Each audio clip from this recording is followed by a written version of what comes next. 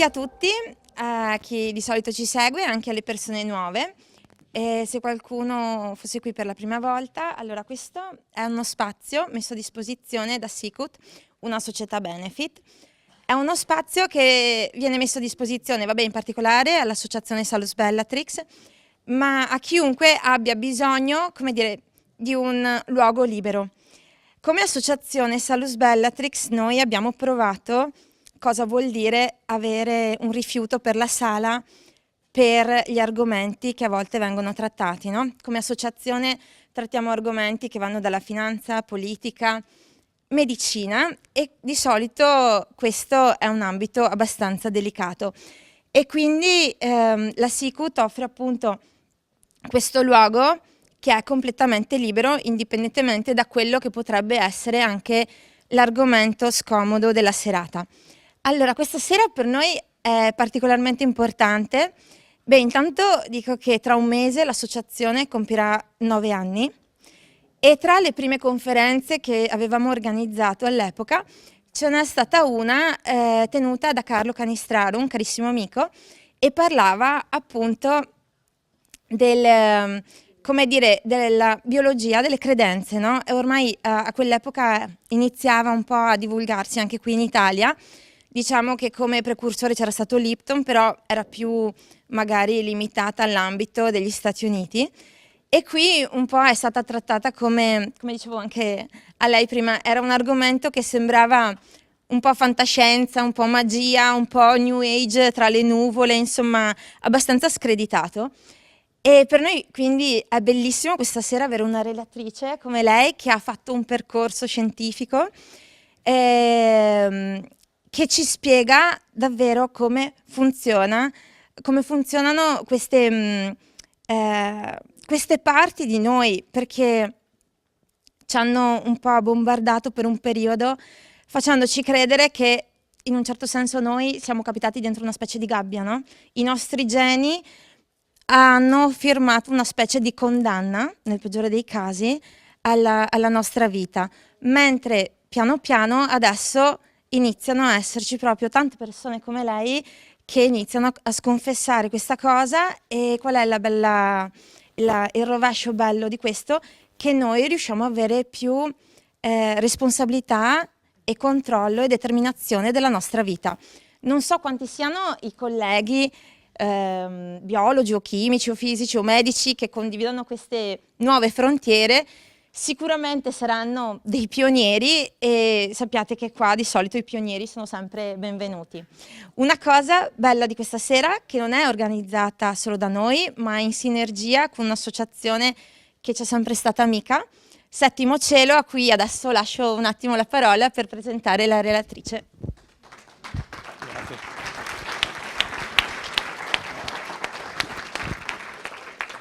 Ok, allora buonasera a tutti, io sono Roberto, sono il vicepresidente di un'associazione.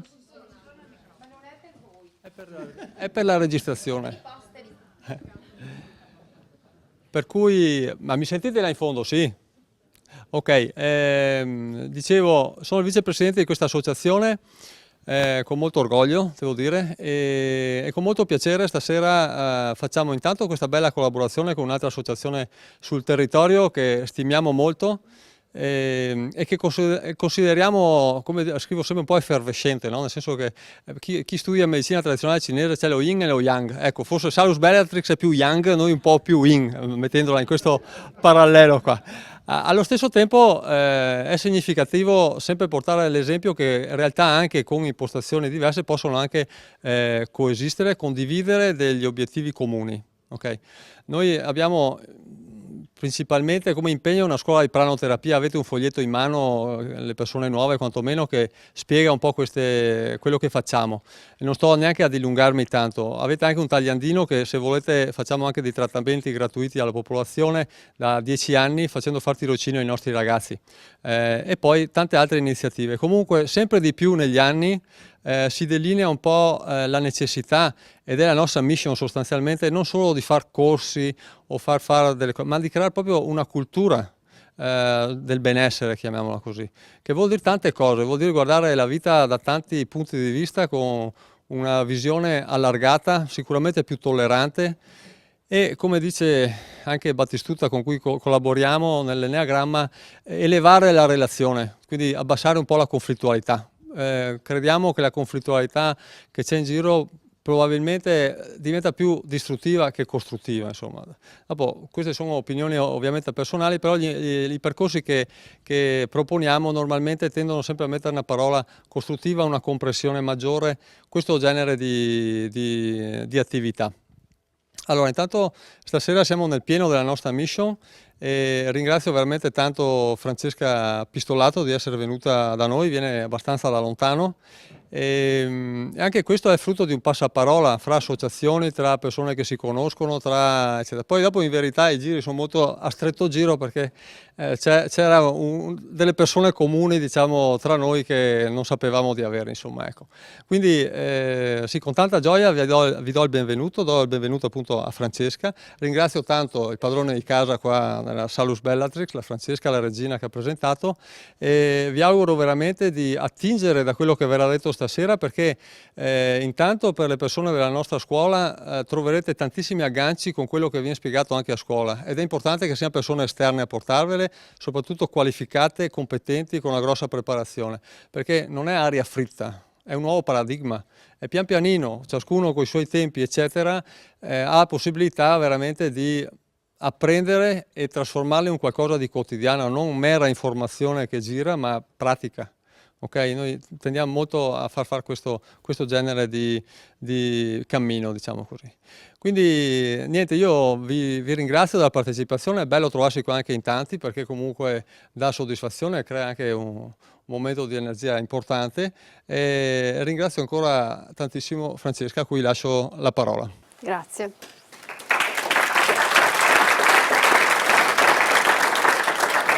Bene, buonasera a tutti. Mi chiamo Francesca Pistollato. Il mio è un percorso, se volete, da biologa, sì.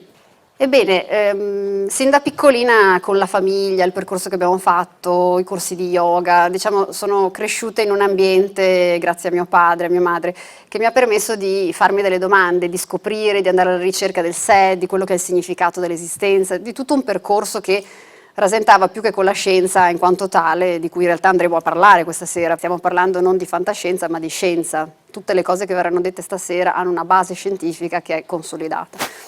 Però il mio percorso all'inizio in effetti era poco vincolato all'aspetto scientifico, c'era magari un interesse, il perché della vita, come funzionano le cellule, che poi ma avvertivo profondamente dentro di me una sorta di disconnessione tra quella che era l'ambito coscienziale, spirituale, sentimentale, metteteci dentro quello che volete, anche psichico, psicologico, e quello che invece era il percorso più canonico, più biologico, più scientifico. Una disconnessione, come due mondi, meccanicistico e più invece multidimensionale, olistico. E mi sembrava che questi due mondi in qualche maniera parlassero poco tra di loro. Invece mi sbagliavo, perché il linguaggio è solo apparentemente diverso, il percorso si unisce, in qualche maniera questi puntini si stanno unendo, perlomeno per come posso raccontarvela io. E una delle discipline nelle quali, proprio nel corso di laurea in biologia, di fatto, quando si approntano, si studia la genetica, si studia la biologia molecolare, una delle cose con le quali attualmente si viene sempre più a contatto è, e si sente parlare, ci sono fior di pubblicazioni scientifiche che ormai parlano in termini più o meno generali oppure proprio con esperimenti alla mano, di epigenetica. Ora, prima di addentrarmi nell'argomento epigenetica devo fare però un attimino una premessa, raccontarvi innanzitutto che io non sono una persona che va in giro a far conferenze da sola, invitata da altre associazioni come Salus Bellatrix, Settimo Cielo. Faccio parte di un percorso di conoscenze che va sotto il nome di School of Transition o SOT. La scuola di transizione si presuppone lo scopo di andare a devastare una sorta di status quo mentale che non ci permette di capire realmente chi siamo e che ci tiene imbrigliati in concetti di paura, in concetti di limitatezza e di limitazione. In questo percorso vengono posti argomenti di tipo scientifico, come quelli che andrete a sentire questa sera, ma vengono affrontati anche altri aspetti che hanno a che vedere con la coscienza, con la consapevolezza, con la spiritualità. E noi vi poniamo, ecco, non mi dilungo oltre su questo tema, semplicemente vi faccio vedere qui i nostri estremi, il sito devastavismo.com, dove per devastavismo stiamo parlando proprio di questo, devastazione di uno status quo mentale che ci impedisce realmente di vedere chi siamo, creatori totali della nostra esistenza. E poi c'è questa casa editrice con la quale noi abbiamo pubblicato il libro, di cui andrò a parlarvi questa sera, altri libri scritti da un nostro compagno di viaggio in questo percorso che si chiama Atma J, nonché la musica. C'è un CD fuori che forse avete visto, è una musica che viene composta alla frequenza di 432 Hz. Avete mai sentito parlare del 432? Vedo molte teste che dicono sì. È una frequenza di tipo curativo, vi dirò qualcosina verso la fine della presentazione rispetto a questo. E questa casa editrice è in Nepal. Questa è l'immagine della musica che è uscita. Tra le varie cose che proponiamo, e questo può essere di interesse per alcuni di voi, noi proponiamo anche dei viaggi in India, attualmente li stiamo organizzando sempre in India. Durante questi viaggi portiamo le persone insieme a noi a visitare dei luoghi particolari, dei luoghi che non sono luoghi convenzionali, turistici, il Taj Mahal, piuttosto che il Rajasthan, che è l'India così turistica, più nota. Sono luoghi ad alto potere energetico e anche ad alto potere spirituale. Sono viaggi molto belli. Io semplicemente vi rimando i nostri contatti. Questo è il mio indirizzo email, francesca.pistollato@gmail.com, e questo è il nostro numero di cellulare. Parlando di epigenetica, non possiamo però non menzionare che cos'è la genetica tradizionale. Facciamo un passo indietro. Lo diceva prima anche Regina, giusto, bisogna capire che cos'è la genetica. La genetica studia il DNA, è quella branca della biologia molecolare che ci permette di capire come il DNA, questa macromolecola, tutta raggomitolata all'interno delle nostre cellule, del nucleo delle nostre cellule. Pensate che se poteste voi prendere un filamento di DNA ed allungarlo completamente è lungo circa 2 metri. E nel DNA ci sono delle porzioni. E ognuna di queste porzioni discrete, definite, viene chiamato gene. La vedete anche qua, in questa sorta di immagine stilizzata, una doppia elica all'interno della quale, una volta srotolata, potendo analizzare le varie porzioni, notiamo che vi sono dei geni. Ognuno di questi geni contiene un'informazione. L'informazione, ad esempio, rispetto a quella che è la sintesi di una proteina. La proteina potrebbe essere la cheratina, potrebbe essere ad esempio un neurotrasmettitore, potrebbe essere un enzima del fegato. Le proteine sono sostanzialmente i numerosissimi, centinaia di migliaia di piccole molecole, attori protagonisti all'interno delle nostre cellule, ognuna ha un ruolo specifico. Chiaro che le cellule del nostro corpo sono tutte diverse. In ogni cellula, nelle cellule del fegato serviranno alcune proteine, mentre altre non servono. Nella cellula, un neurone, ad esempio, una cellula del cervello, serviranno altre proteine, altre invece devono rimanere spente. I geni si accendono e si spengono, a seconda di qual è la funzione della cellula stessa. Quindi questo controllo dell'accensione e dello spegnimento dei geni è importantissimo. Se qualcosa va storto, capite bene, potrebbe succedere qualcosa, potrebbe scattare un cancro, potrebbero subentrare delle patologie. Sui geni e su tutto quello che è la conoscenza del DNA si sono investiti fior di quattrini. Pensate che negli anni 90 è stato istituito un progetto che si chiamava Progetto Genoma Umano, Human Genome Project, HGP. Questo progetto Genoma Umano aveva il nobile scopo, se volete, pensate che era una iniziativa potentissima dei primi anni 90 negli Stati Uniti, ma veramente milioni di dollari investiti per un sacco di tempo. Lo scopo del progetto Genoma Umano è stato quello di andare a capire quanti e quali fossero i geni nel corpo umano, degli esseri umani. Andare a mappare il DNA. Ebbene, una nobile impresa. Poi uno si potrebbe chiedere, ma a che scopo in fondo andare a mappare questi geni, a capire quanti sono? Lo scopo sostanzialmente era quello di capirne di più, innanzitutto, capire perché noi esseri umani, Homo sapiens, ci distinguiamo magari rispetto a uno scimpanzé, a un gatto, a un cane, quali sono le caratteristiche specifiche, perché è vero che molti geni sono simili, alcune strutture vengono conservate, nel corso dell'evoluzione biologica da una specie all'altra, però allo stesso tempo siamo anche diversi. Da cosa nasce questa complessità biologica e perché in alcune patologie definite di carattere genetico vi sono delle differenze? Però sono saltate fuori delle cose totalmente inaspettate. Pensate, visto che c'è questo paradigma canonico che dice che da ogni gene dovrebbe nascere una proteina, si dovrebbe decodificare, per essere più precisi a livello di termini scientifici, una proteina, quello che si riteneva inizialmente è che visto che nel nostro corpo albergano centinaia di migliaia di proteine, ognuna con una funzione diversa, vi fossero numericamente a spanne centinaia di migliaia di geni.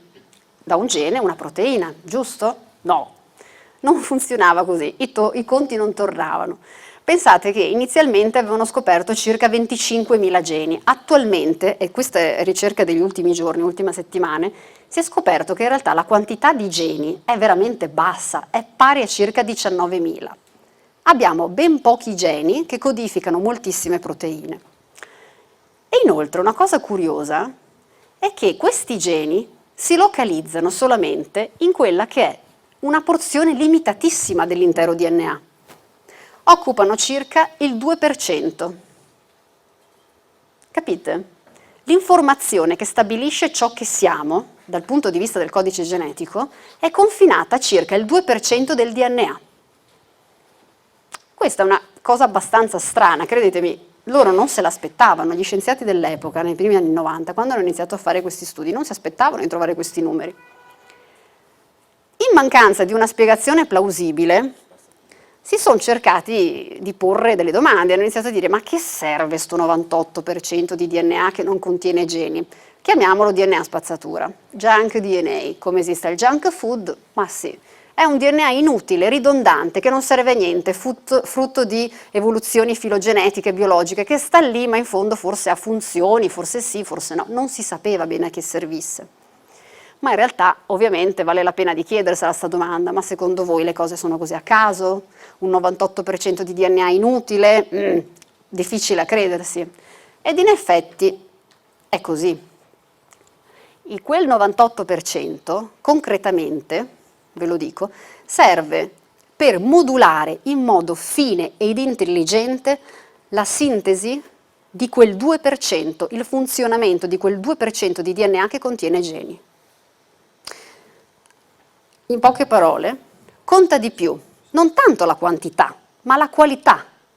Conta di più non il numero dei tasti da suonare su questo pianoforte, che è limitato, che è un numero limitato, ma il modo in cui quei tasti vengono controllati e modulati.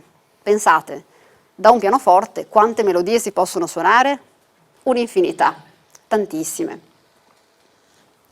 Quindi controllo e qualità del controllo conta di più della quantità dei tasti da controllare. Il problema dei geni è che quando nella genetica tradizionale si cercava di capire il significato e il funzionamento dei geni, si ragionava su varianti geniche. Gli alleli, esistono per lo stesso gene delle varie isoforme geniche, vengono chiamati alleli in scienza, in biologia molecolare. Ci possono essere delle varianti per lo stesso gene non esattamente fortunate o comunque che possono predisporre ad una qualche forma di patologia ed altre invece che risultano essere totalmente benefiche o che comunque non predispongono ad alcuna forma di patologia. Questo concetto però della eventuale predisposizione di alcune isoforme geniche rispetto ad altre ad andare incontro ad una qualche patologia crea quella che a mio avviso, ma non solo mio, ad avviso di un po' tutti quelli che stanno affrontando questo tipo di discorso, una sorta di gabbia psichica. Se io penso, mi fanno uno screening genetico e vedete bene che di questi screening genetici ormai se ne parla dalla mattina alla sera, moltissimi fanno analisi di screening genetico per cercare di capire qual è il tasso di rischio di andare incontro ad esempio allo sviluppo di un cancro o di andare incontro allo sviluppo dell'Alzheimer, la demenza senile, o andare incontro a quello che può essere, non so, il Parkinson, il diabete, qualsiasi cosa vi venga in mente.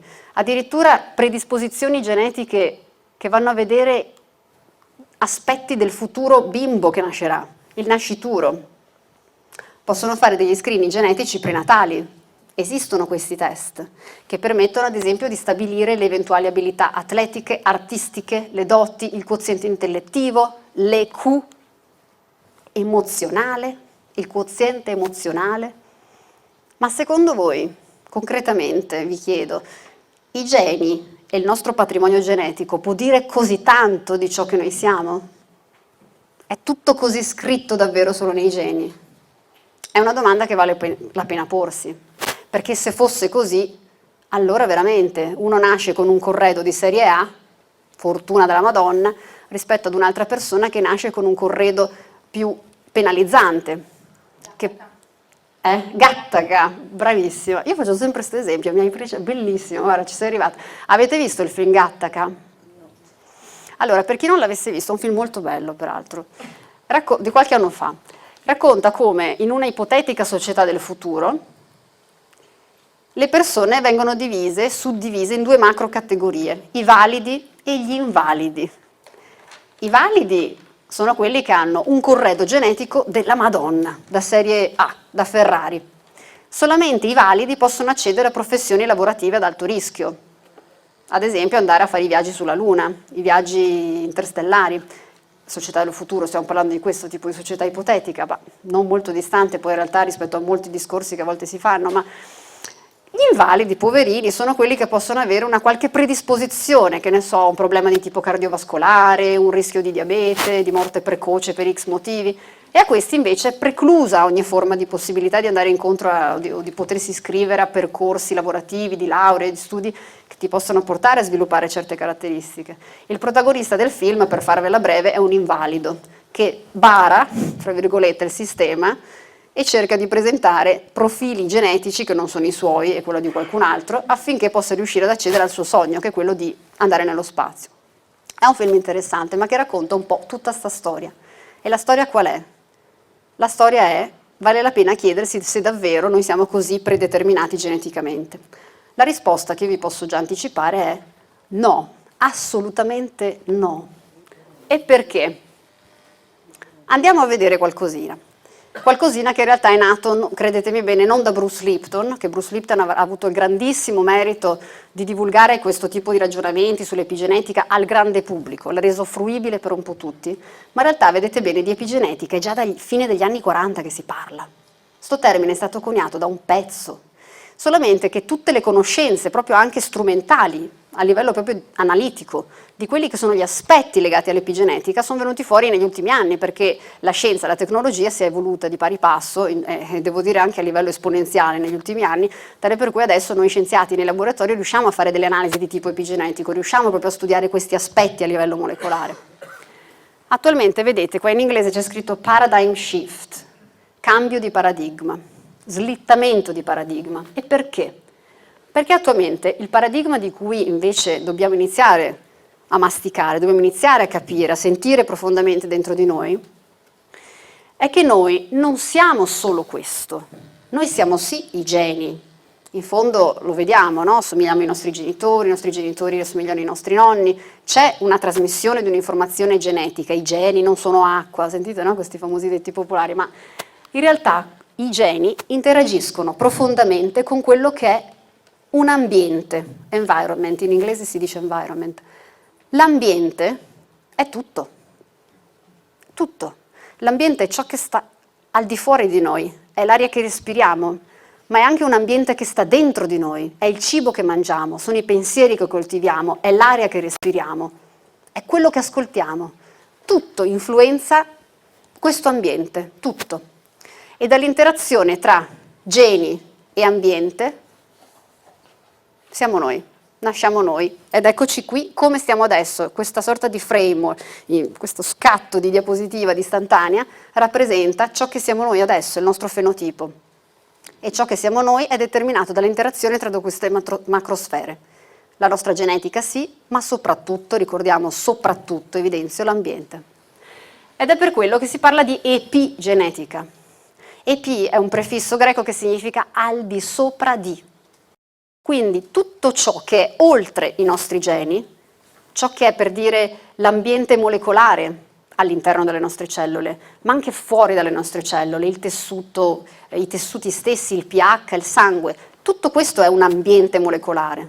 Questa sorta di vestito molecolare rappresenta un elemento di regolazione importantissimo del funzionamento dei nostri geni. E di che stiamo parlando poi, concretamente? Cosa va ad influenzare questo ambiente?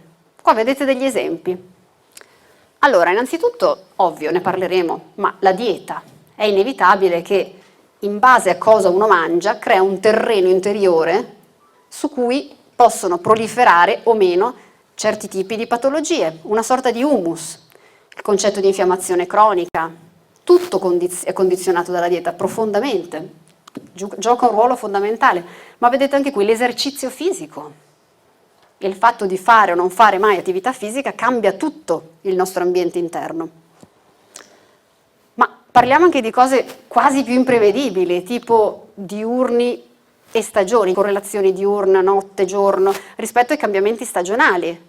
Quanto spesso ci si sente diversi anche fisiologicamente in un momento del giorno piuttosto che in un mese o l'altro dell'anno, tra una stagione e l'altra, cambia tutta la nostra fisiologia, il nostro sistema immunitario, la risposta, tutto.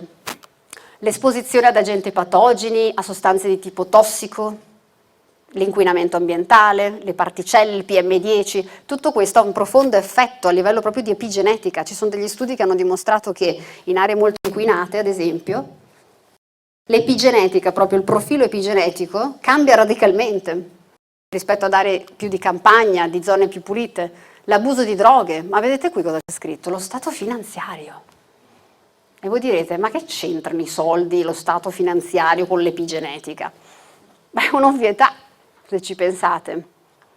Una persona che vive una condizione di indigenza, inevitabilmente attuerà tutto uno schema psichico, fisico, operativo, di vita, di situazioni diverso rispetto a una persona che è nell'abbondanza. E io vado oltre. Non vorrei e non vale la pena che ci limitiamo qui soltanto a un concetto di abbondanza di dindini, di soldi. Qua stiamo parlando di abbondanza, di permettersi di andare oltre, permettersi di pensare oltre, permettersi di andare oltre i propri limiti anche.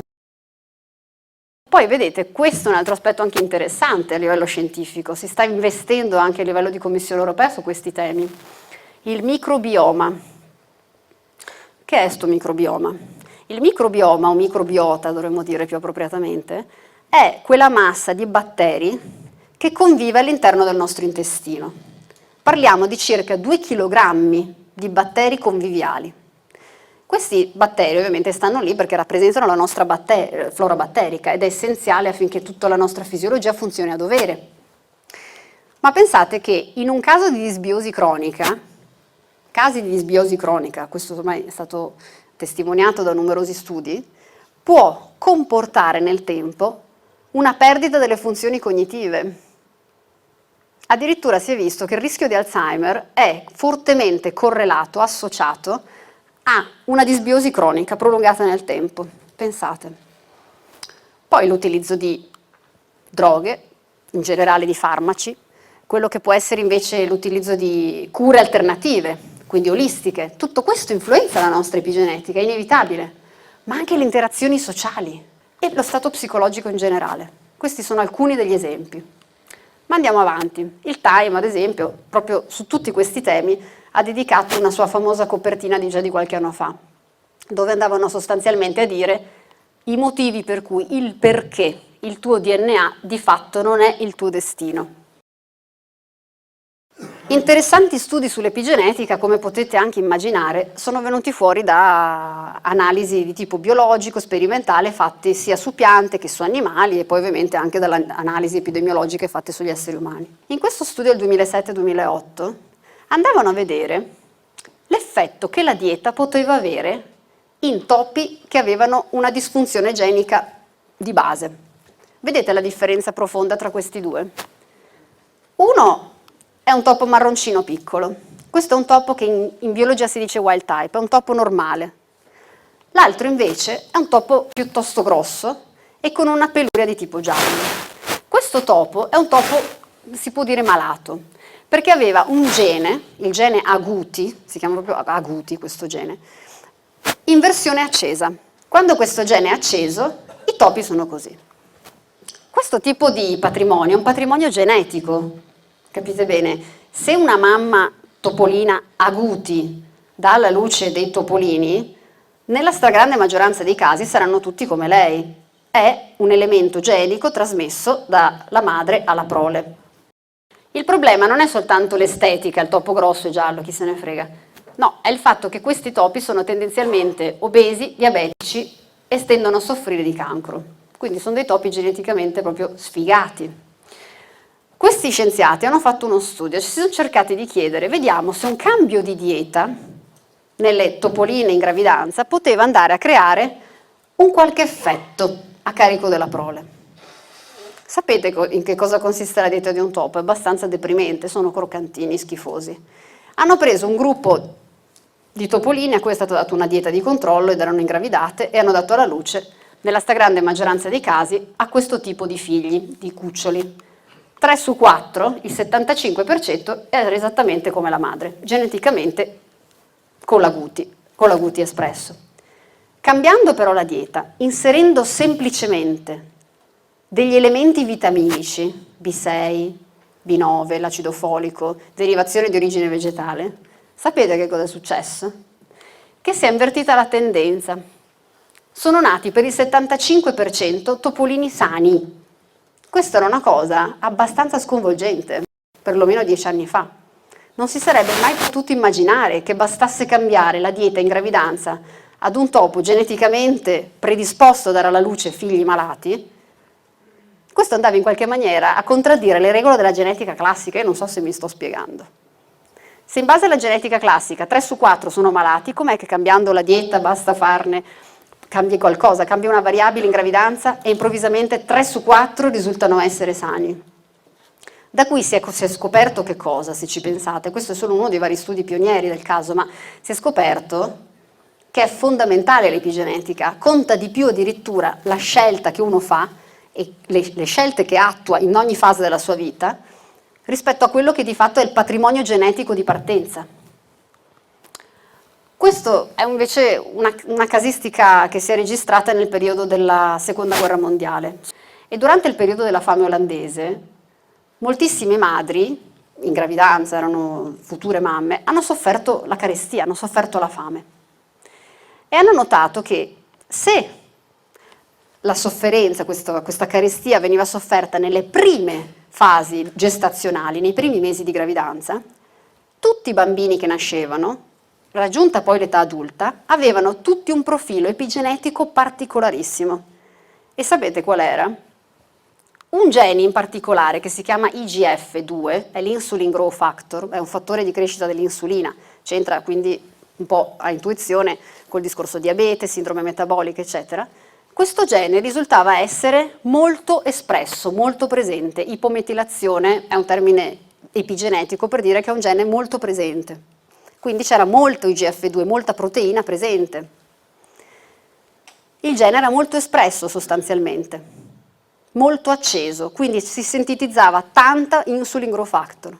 I bambini che hanno tanto insulin growth factor e che ce l'hanno anche da adulti, perché questi anche dopo 60 anni di vita avevano questo profilo epigenetico, sono tendenzialmente diabetici o hanno grossi problemi a livello metabolico.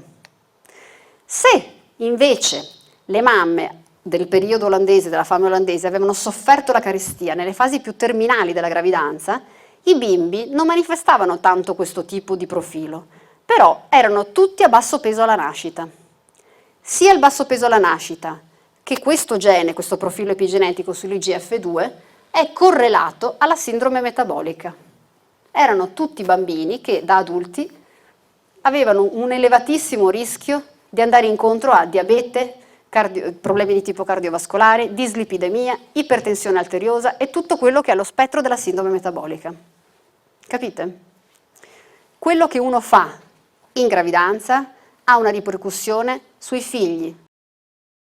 I figli, raggiunta l'età adulta, procreeranno a loro volta e potranno trasmettere questo profilo epigenetico ai loro stessi figli. Questo non vi fa capire che forse veramente dobbiamo stare attenti a quello che facciamo in fondo, a quello che è un concetto di responsabilizzazione della vita che conduciamo, perché la responsabilità non cade solo su di noi, ma cade addirittura sui figli e sui nostri nipoti. Ci sono numerosi altri studi che potrei citarvi, ce ne sono ad esempio alcuni che raccontano che a seconda di quante coccole, di quanto manifestazioni di affetto un genitore dà a un figlio, cambia anche lì l'epigenetica di alcuni geni collegati alla gestione dello stress. Sono bambini che da adulti tenderanno ad essere molto reattivi e molto stressati. Questo si è visto, tra l'altro, sia nelle cavie, topolini, sia nell'essere umano. Facciamo alcuni esempi. In questo studio, per esempio, in realtà questa è una posizione autorevole, è l'Associazione dei Dietisti d'America, i nutrizionisti americani, che sostanzialmente racconta che le diete a base vegetale sono protettive nei confronti di moltissime patologie, non solo la sindrome metabolica di cui vi ho raccontato prima fino adesso, ma anche patologie neurodegenerative come l'Alzheimer, la demenza senile e anche alcuni tipi di cancro, soprattutto i cancri legati alle disfunzioni dell'insulina, che sono la prostata, il cancro al seno e il cancro colorettale. Su questo si sta investendo da moltissimo tempo. Io ho avuto la fortuna personalmente di lavorare per il PCRM, la Physicians Committee for Responsible Medicine, un'organizzazione non profit a Washington DC, dove si occupano proprio di questi temi. Cercano di aiutare le persone, sapete in America il tasso di obesità è piuttosto notevole, e queste persone vengono accompagnate in un percorso nel quale cercano di aiutarli a liberarsi da certi tipi di alimenti e a privilegiarne degli altri, portando avanti diete a base vegetale. Ci sono state regressioni di diabete, ci sono state perdite di peso notevoli, ci sono stati anche miglioramenti nella risposta alle cure anticancro, eccetera, eccetera, eccetera. Andiamo avanti. La meditazione. Interessante anche questo tema. In questo studio pubblicato nella rivista Psychoneuroendocrinology già di 4 anni fa, hanno visto che le persone che meditano su base regolare hanno un profilo epigenetico particolare rispetto a quelle che non meditano mai. I geni che codificherebbero le proteine che controllano il processo di infiammazione risultano essere più inibiti. Significa che queste persone sono mediamente meno infiammate. E l'infiammazione, ricordiamocelo, soprattutto quando è cronica, continuativa nel tempo, è la base su cui crescono, come una sorta di humus fertile, tutte le patologie cronico-degenerative. Perfino la meditazione, non solo la nutrizione, perfino, pensate, la meditazione aiuta. Altro aspetto, lo yoga. In questo caso specifico andavano a studiare pazienti affetti da cancro al seno e andavano a vedere come coloro che praticavano yoga erano anche qui più protette, rispondevano meglio alla terapia, livelli di stress più bassi e minor livello di infiammazione, rispetto a pazienti che, per analogia di età, eccetera, eccetera, per anamnesi, non praticavano lo yoga. Andiamo avanti. La depressione in gravidanza. Anche questo è interessante. Donne depresse in gravidanza, curiosamente, queste non hanno sofferto la fame, però vedete che cosa dice questa slide? La depressione in gravidanza tende a far sì che le donne depresse, che devono dare alla luce il bimbo, daranno alla luce dei bambini a ridotto peso alla nascita. Cosa abbiamo detto prima rispetto al ridotto peso? Un bambino a ridotto peso alla nascita è a più elevato rischio di sviluppare diabete in età adulta o qualunque forma di sindrome metabolica. Depressione, non carestia come prima parlavamo di fame olandese, ma depressione in questo caso. E anche qui il maltrattamento nei bambini. Il maltrattamento nei bambini determina in loro un profilo epigenetico tale per cui questi avranno una maggior predisposizione a soffrire di depressione in età adulta. Capite come il comportamento non solo influenza noi, ma influenza anche i nostri figli. E poi, anche questo è un esempio interessante, pubblicato sulla rivista Journal of Alzheimer's Disease di 3 anni fa.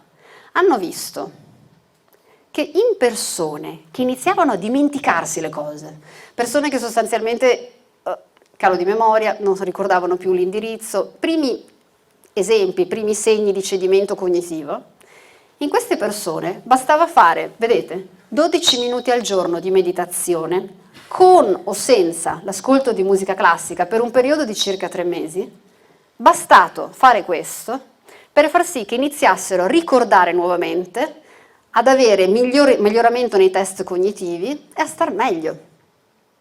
12 minuti al giorno, stiamo parlando di un quantitativo piuttosto ridotto, però è un po' tutti i giorni.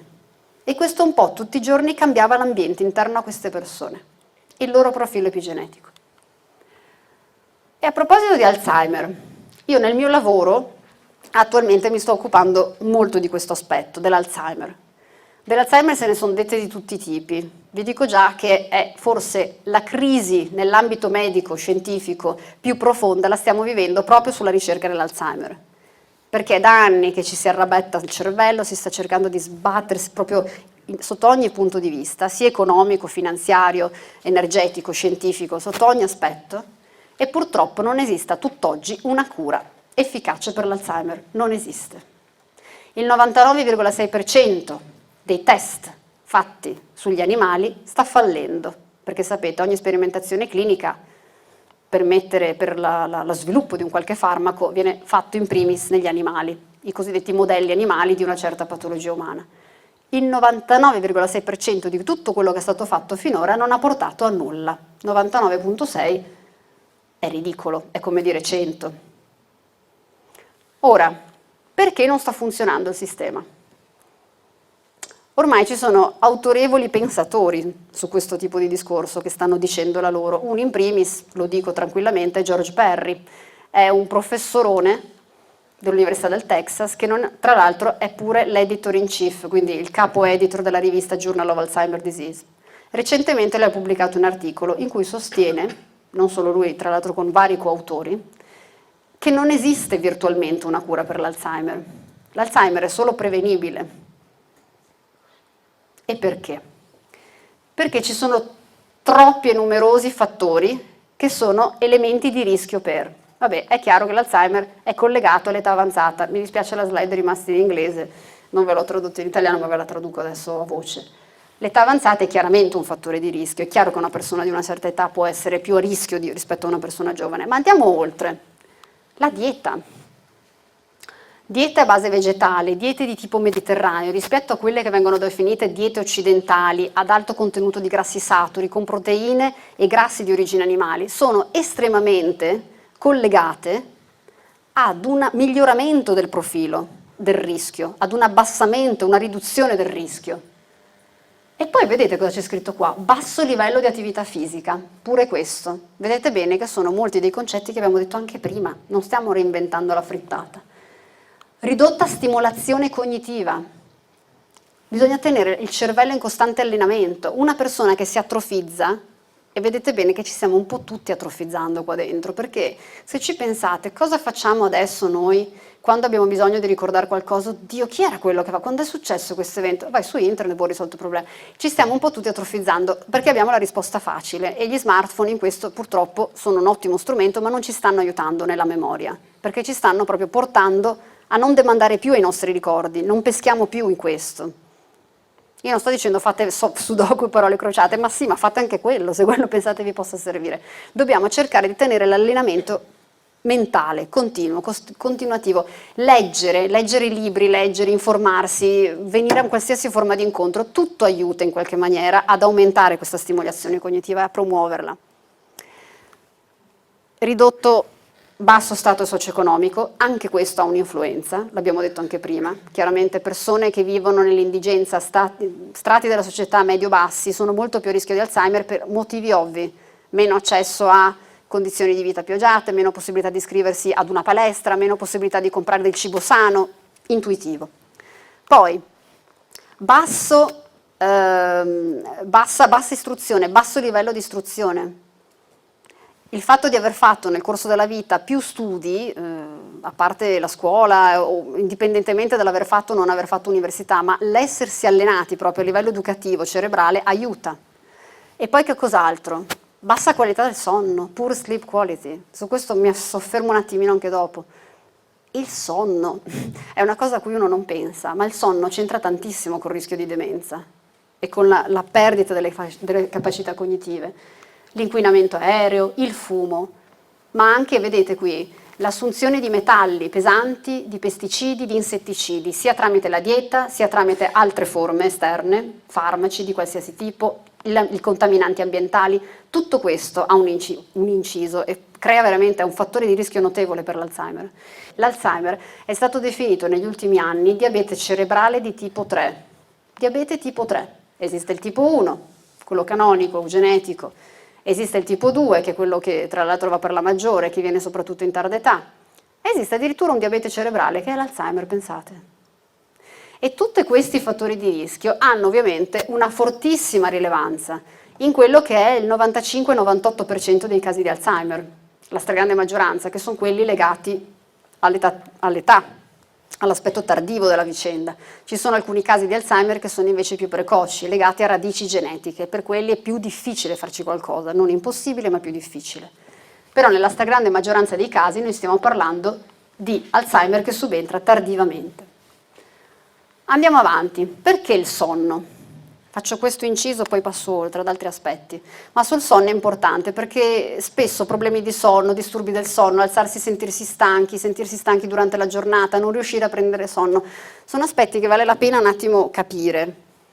Nel sonno è importante avere una buona qualità del sonno perché quando dormiamo all'interno del nostro cervello si innesca un sistema spazzino.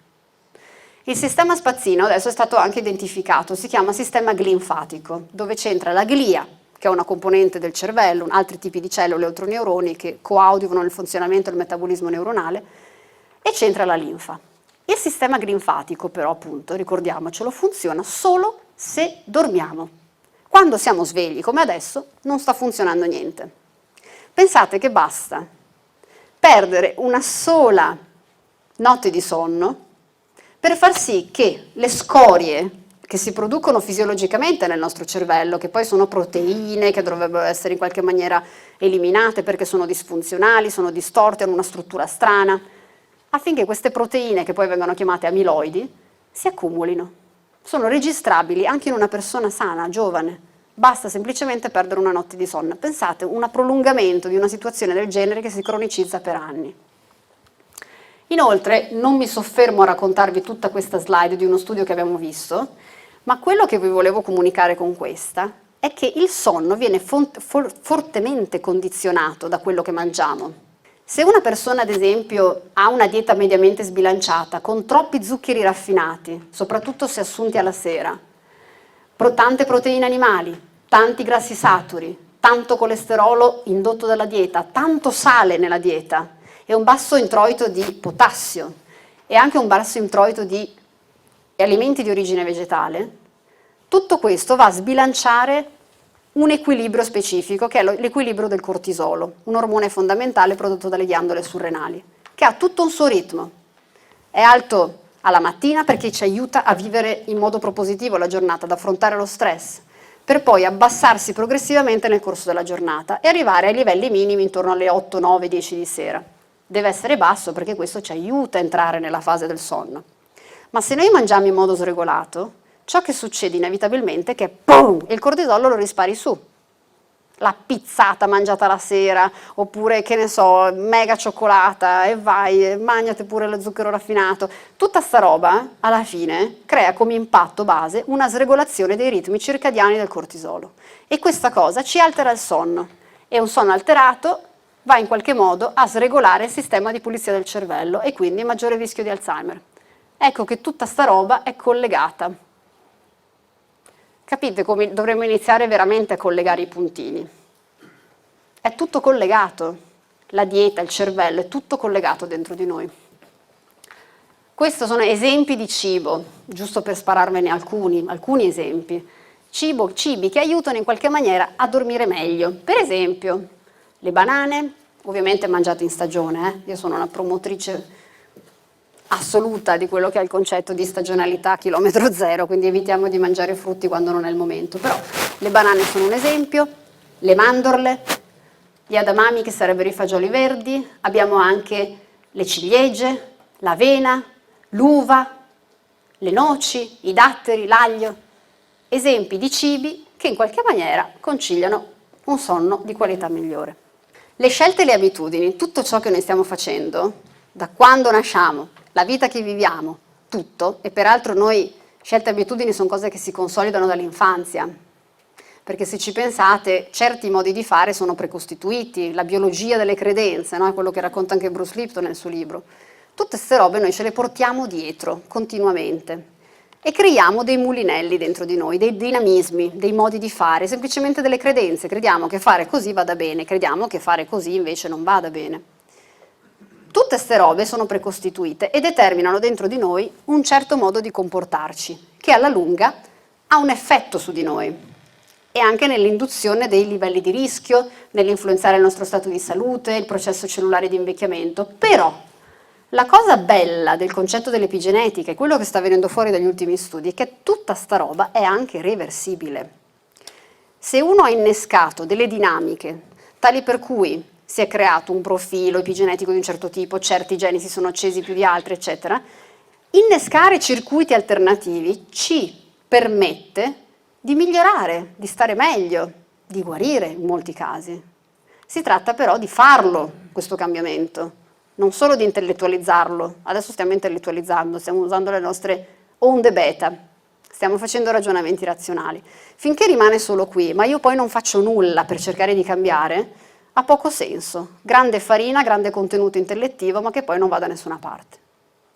Per cui riflettiamo sul fatto che sapere un'informazione e non far nulla è una grossa responsabilità.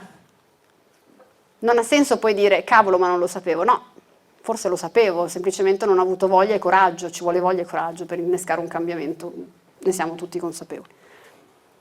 Bene.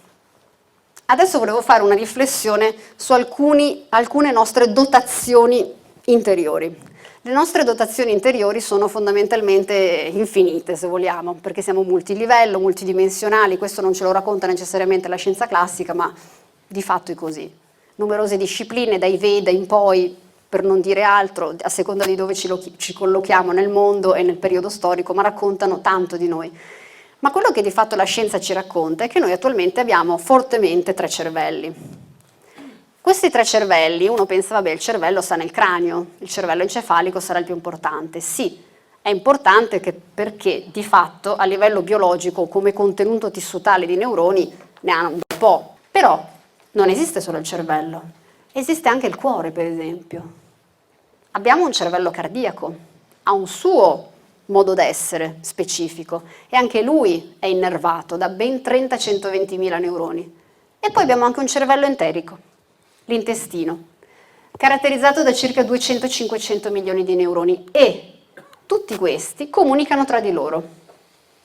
Voi avrete sentito forse parlare di psiconeuroendocrinoimmunologia, termine astrusissimo, ma esistono dei master di formazione post laurea aperti a medici, biologi, a chiunque voglia fare approfondimenti su questi settori, che ti vanno sostanzialmente a raccontare come il nostro sistema immunitario, il nostro sistema nervoso centrale e periferico, il nostro sistema endocrino sono tutti interconnessi, comunicano tra di loro. Comunicazione cervello-cuore, comunicazione intestino-cuore cervello, intestino-cervello. È tutto collegato. Ora, in particolare, facendo una riflessione su quello che è questo cervello, ovvero il cervello encefalico, vale la pena, si potrebbero fare infinite riflessioni sul concetto di cervello, su come funziona, su quali sono le dinamiche, sulla ghiandola pineale, potremmo parlare all'infinito di questi argomenti. Io vi volevo porre l'attenzione su quello che è una regione del cervello in particolare, ovvero il lobo frontale. Lo vedete il lobo frontale? Quella parte rossa. È la parte localizzata in questa parte anteriore della scatola cranica, quindi del nostro cervello, della nostra neocorteccia, dove se volete in Oriente si dice, la sede del terzo occhio. Sì. Ebbene, il lobo frontale è curiosa come struttura, o meglio i lobi, visto che abbiamo 2 emisferi corticali. I lobi frontali, rispetto a tutte le altre specie, nell'essere umano, risultano essere i più sviluppati. L'essere umano è l'essere su questo pianeta ad avere i lobi frontali più sviluppati di qualsiasi altra specie, dotata quantomeno di neocorteccia, stiamo parlando dei mammiferi. Perfino gli scimpanzé, i primati non umani, scimmie, hanno anche loro il lobo frontale, ma è più piccolo. Vabbè, e in che consiste sto primato? Andiamo a vedere. Il lobo frontale controlla vari aspetti, che sono legati alla deglutizione, la salivazione, la vocalizzazione, la masticazione, la mimica facciale, movimento di torso, braccia, gambe, pelvi. Boh, vabbè, interessante. Però la cosa curiosa è che fa anche sta roba qui. Il lobo frontale controlla le funzioni intellettuali superiori. Sapete come hanno fatto questo tipo di scoperte? In modo veramente cruento. Nelle case di cura, ai manicomi dell'epoca, prima della legge Basaglia, eccetera, venivano fatti degli esperimenti di elettroshock, sì, ma anche lobotomia. E la lobotomia, che veniva praticata peraltro, devo stare in questa posizione esatta perché noto che ogni tanto lo devo sbattere. La lobotomia consisteva nella degradazione, nella distruzione parziale o completa dei lobi frontali. Lo facevano, vabbè, non vi dico come lo facevano, comunque è una cosa schifosa. Le persone alle quali veniva fatto questo tipo di terapia, ovviamente estrema ed invasiva, erano persone estremamente irruente, con forte personalità, molta grinta, molta potenza, anche energia fisica. Appena lobotomizzate, che succedeva in questi soggetti? Catatonici. Non si allacciavano le scarpe, non facevano più niente, non avevano istinto, non avevano iniziativa, non esprimevano nessuna forma di volontà. Da lì hanno scoperto, caspita, sto lobo frontale controlla tanto in noi. Tra le varie cose, il lobo frontale fa anche questo. Controlla la risposta agli stimoli esterni, ci permette di inibire le cosiddette reazioni istintive, che vengono più che altro controllate dall'amigdala. L'amigdala è una regione del cervello che si ritrova soprattutto nella parte limbica, nel processamento delle emozioni. La parte del tronco encefalico, la vedete qua, invece è collegata al concetto di sopravvivenza e al cosiddetto cervello rettiliano, è quello più ancestrale. La parte invece questa, la parte della neocorteccia, è quella che si è sviluppata soprattutto all'interno degli esseri superiori, nei mammiferi superiori, quindi il processo logico, razionale. Però vedete cosa fanno i lobi frontali? Rispetto a una situazione di pericolo, di stress, ci permettono di ridimensionare quella situazione, di vederla realmente per quella che è, di astrarci in qualche maniera e capire che magari ci possono essere delle strategie che si possono attuare per cercare di affrontarla al meglio. E non la strategia del scappa, fuggi, mordi, che sarebbe quella più istintiva di base, che è tipica magari di altre specie animali. Però il problema qual è? Che il fatto di avere un bel lobo frontale sviluppato in quanto Homo sapiens non implica necessariamente che noi lo stiamo utilizzando, sia chiaro. Perché il cervello si utilizza e non si utilizza. Esprime un funzionamento, misurabile anche peraltro con delle strumentazioni, oppure no. Vi facciamo degli esempi. Persone guarite miracolosamente da patologie considerate incurabili. Com'è che alcuni guariscono? Ci sono dei casi, non so se vi è capitato di discuterne o di leggere qualcosa del genere, ci sono persone che vanno dal medico, gli viene diagnosticata una malattia, una qualche patologia, per la quale si ritiene, in base all'attuale conoscenza medica, che non vi sia soluzione di cura. Ci sono dei casi di persone che guariscono, che non vanno incontro al processo predeterminato, da cui a 6 mesi teoricamente è finita. Che cosa scatta in queste persone? Che cosa può essere scattato in queste persone, secondo voi? Un cambio di paradigma. Qualcun altro vuole azzardare un'ipotesi? Perché uno guarisce? Stile di vita cambiato, stile di vita. Cambia l'informazione del DNA. Diagnosi sbagliata. Why not? Potrebbe anche essere, in effetti. Atteggiamento psicologico. La fede. Forza di volontà. Una persona decide di autoguarirsi, è una sua scelta personale. Scelta personale. Allora, cosa è scattato in queste persone? La volontà di non credere, ma ti dirò di più, c'è qualcosa di ancora più sottile. Il non prendere in considerazione neanche l'evenienza che succeda. Perché c'è una sottile differenza tra l'autoconvincersi di una cosa, a livello sempre razionale, e il sentire invece che proprio quel percorso, quell'essenza, quel paradigma, quella cosa, non sei tu, semplicemente non ti si calza addosso, non è un vestito che stai indossando. E non è un fuggir via, pensare a qualcosa di positivo, pensiero positivo, om. Stiamo parlando di qualcos'altro, stiamo parlando proprio di credere profondamente che non è quello il percorso. E soprattutto, quello che hanno in comune queste persone è un focus. Un focus così coinvolgente, così coerente tra i cervelli, che ti porta inevitabilmente ad attuare un programma. Ed è un programma magari di guarigione, un programma di benessere. La mancanza della paura anche. Ci sono 1000 fattori qui. Ma sapete che cosa hanno in comune poi dal punto di vista tangibile, analitico, misurabile? I lobi frontali. Questi soggetti gli hanno fatto una misurazione e hanno notato che il loro cervello aveva la caratteristica di avere i lobi frontali estremamente attivi. Avere un focus forte, potente, aiutava queste persone ad avere i lobi frontali accesi.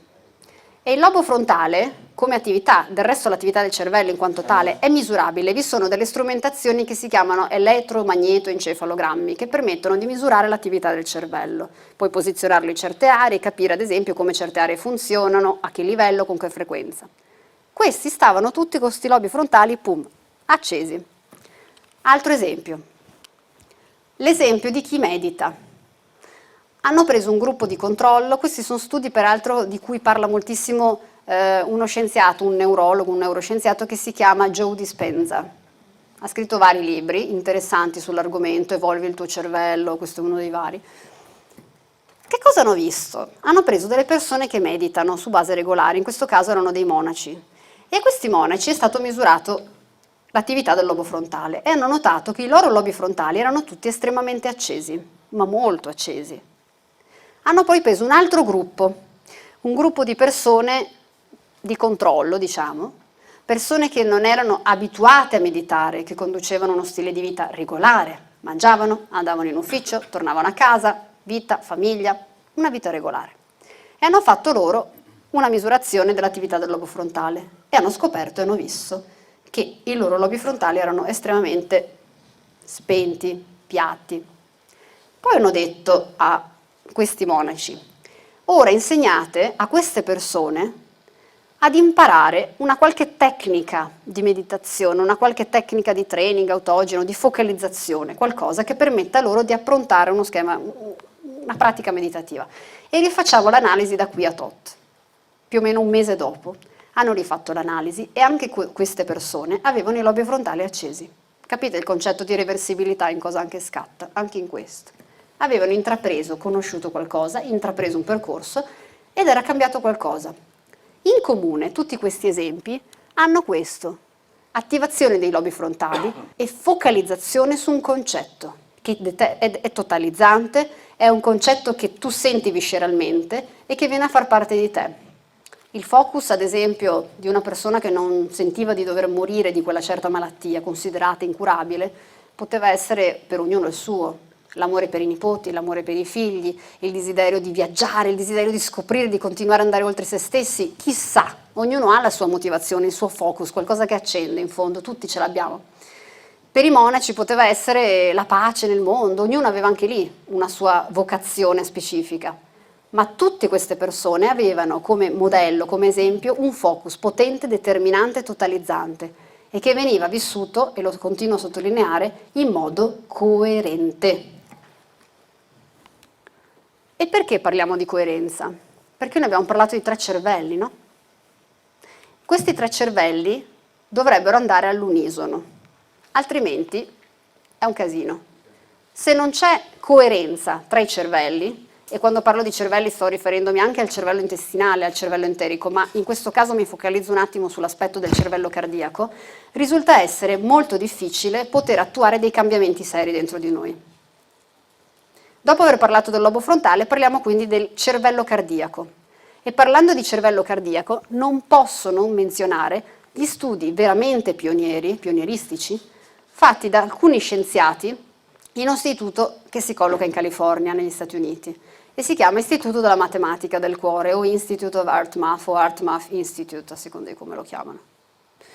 Quello che hanno cercato di scoprire questi scienziati già nei primi anni 90 era cercare di capire come il cuore, in quanto sede delle emozioni, non necessariamente come organo cardiovascolare che pompa come una pompa il sangue nel corpo, loro volevano proprio studiare la sede delle emozioni e l'avevano totalizzata e focalizzata nel cuore. Volevano capire innanzitutto come funzionasse il cuore da questo punto di vista, volevano capire come aspetti di coerenza emozionale funzionassero, che effetti avessero sul nostro corpo e fuori da noi.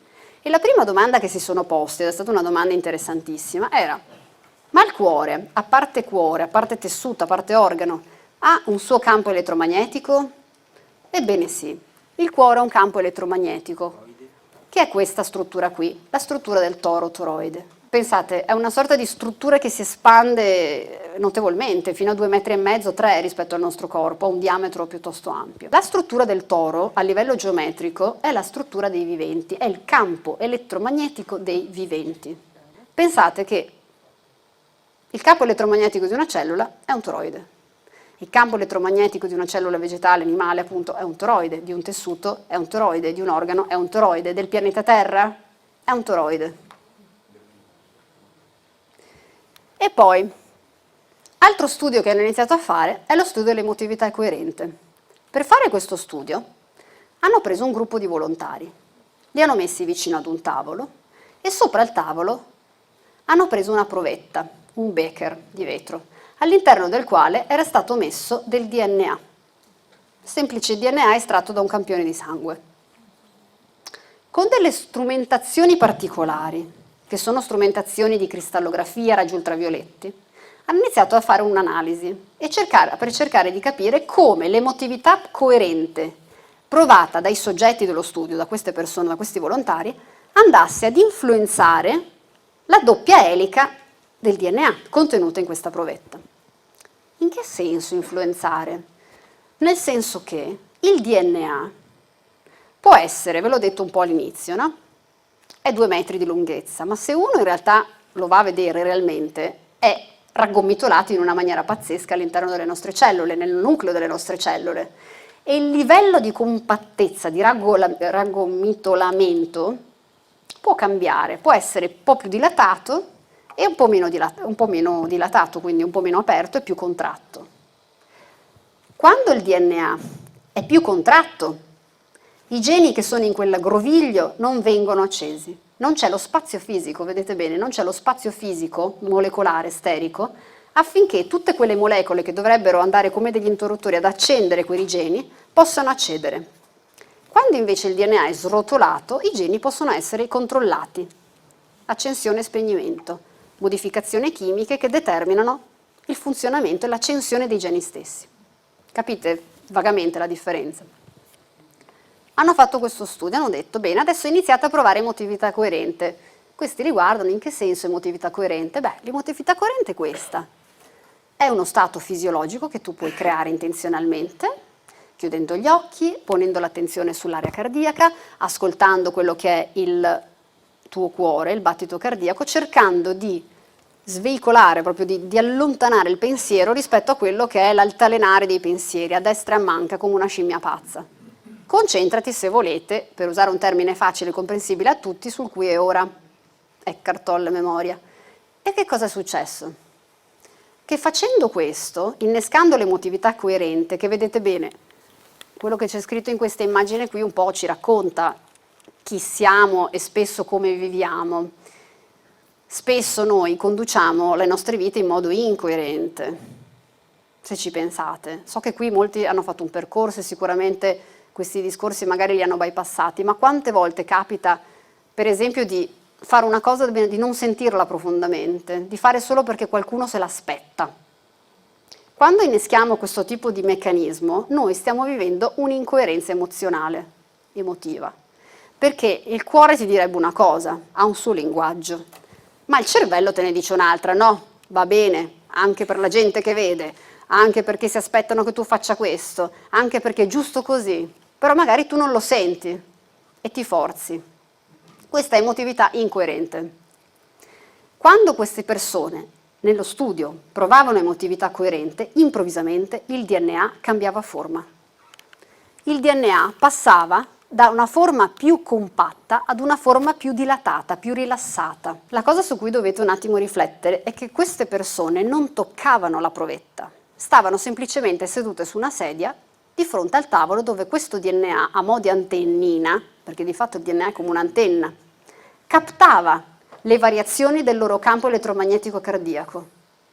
E questo cambiamento di campo determinava un cambiamento nella geometria, nella forma, nella compattezza, nel livello di compattamento del DNA stesso. E poi un'altra cosa interessante che hanno iniziato a chiedersi è: ma andiamo a misurare entrambi i due cervelli, il cervello cardiaco e il cervello encefalico. Vediamo quali dei due si attiva prima rispetto a certi momenti, certe situazioni e nell'elaborazione di certe visioni, di certe immagini. Anche qui hanno preso uno studio, hanno fatto un campionamento di alcune persone e le hanno messe di fronte ad uno schermo. Ognuno aveva il suo schermo, il suo computer, e sul computer venivano proiettate delle immagini. Potevano essere immagini rasserenanti, positive, salvifiche, belle, un fiore, un uccellino, un bambino che nasce, due bambini che giocano, oppure delle immagini completamente truculente, triste, drammatiche anche, un fiume inquinato, uno scoppio di una guerra, un morto su un ciglio di una strada, un cane, una scena di macellamento, qualsiasi cosa, di macellazione, qualsiasi cosa. Però vedete bene, né lo sperimentatore né la persona oggetto dello studio in quel momento potevano prevedere quale immagine si sarebbe presentata sullo schermo. Era completamente a caso, random. Non si sapeva cosa sarebbe uscita, poteva essere un'immagine positiva rasserenante, seguita da un'altra immagine positiva, poi una negativa, poi un'altra positiva, poi una negativa. E avevano due strumenti, uno che misurava l'attività del cervello, elettromagnetoencefalogramma, e un magneto-elettrocardiogramma, per vedere quale dei due si attivasse per primo. Domanda a voi. Secondo voi quale dei due si attivava per primo nell'elaborazione dell'immagine? Cuore. Insieme. Chi è che pensa a cervello? Qualcuno pensa al cervello, una manina? Due. Allora, in realtà hanno ragione quelli che dicono cuore, perché curiosamente era il cuore e uno, anch'io da biologa, insomma, ho fatto il percorso di tipo neuroscientifico, mi sono sempre detta, ma in fondo, ma che ci azzecca? Ma è più logico che sia il nervo ottico a interpretare un'immagine visiva e trasmetterla, è vicino, sta qua, nervo ottico è qui, direttamente in collegamento al cervello, com'è che il cuore interpreta? Però ci sono questi campi elettromagnetici, giusto? Ne avevamo parlato anche prima. In qualche maniera ciò che arrivava veniva captato prima dal cuore. Il cuore dava prima del cervello un segnale nell'elaborazione dell'immagine. E sapete qual è la cosa ancora più assurda?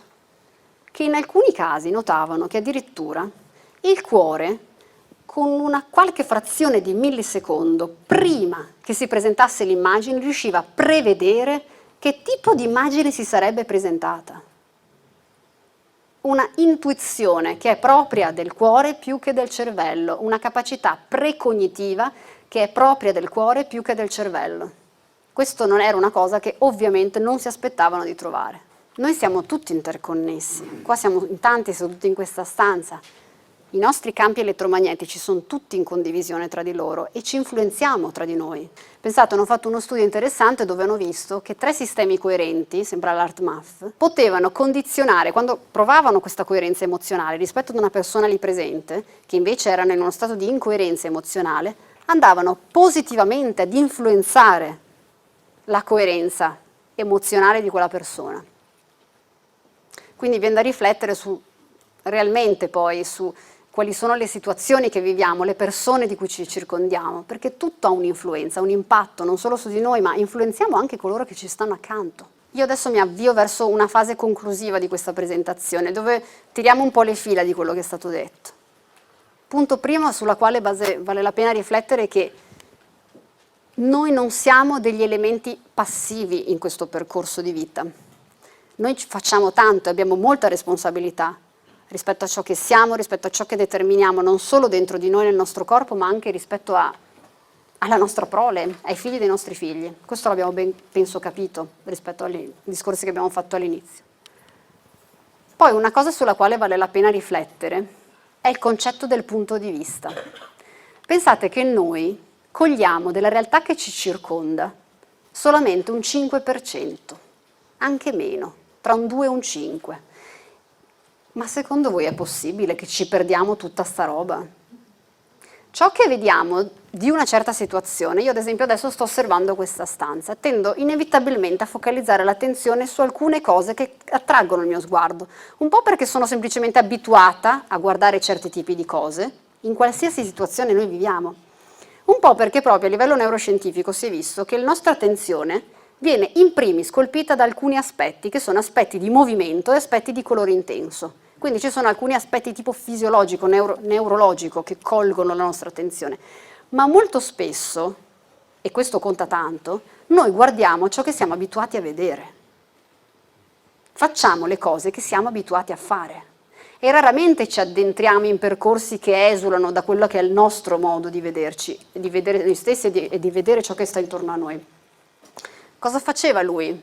Questa è un'immagine dell'attimo fuggente, io penso l'abbiate visto questo film.